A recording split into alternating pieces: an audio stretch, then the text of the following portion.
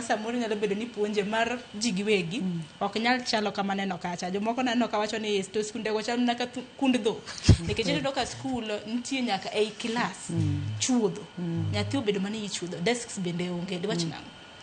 An anyalo wacho kama nikech an japuonj ma nyithindogo to classes kachal kamano mano bok nyal motivate nyathi mokwongo.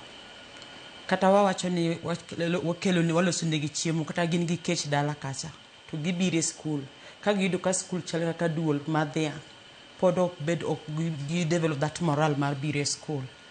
I think ne school class onego bed class ma also secured, ma is also self-contained as teacher said, ma ka nyathi nie class ng'ama ok nyal access kech ok nyal interact. Look at the waneno kaka classes go chalo. Ikia ni dhot ni kanye tikia ni dirisha ni kanye. Kata ka CD classes dwaro ga ni ubede gi too much light, enough light, something like that. But mano to chalo kun dhok ok winjre gi nyithindo matindo. To kwa ng'iyo gi skunde ma kaka primary mabe gina machiegni kanyo. Iyudo ni school ma primary olos maber mantie nyaka security.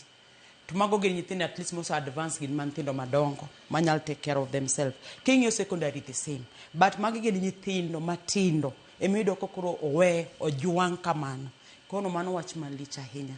Wang'iyo ni mondo losi weche ga inago. Ka wachako ng'iyo ngima nyithindo kik wachak ng'iyo gi kar gin malo. Wachak ng'iyo gi ka gitindo kama mwamigi go moral mar bire skul. Kaka skul ma Kiambu kaka wacho nyathi chiwo kindo dhi adhi. Nyathi kata kokimiyo chai to ng'eni skund gi ber.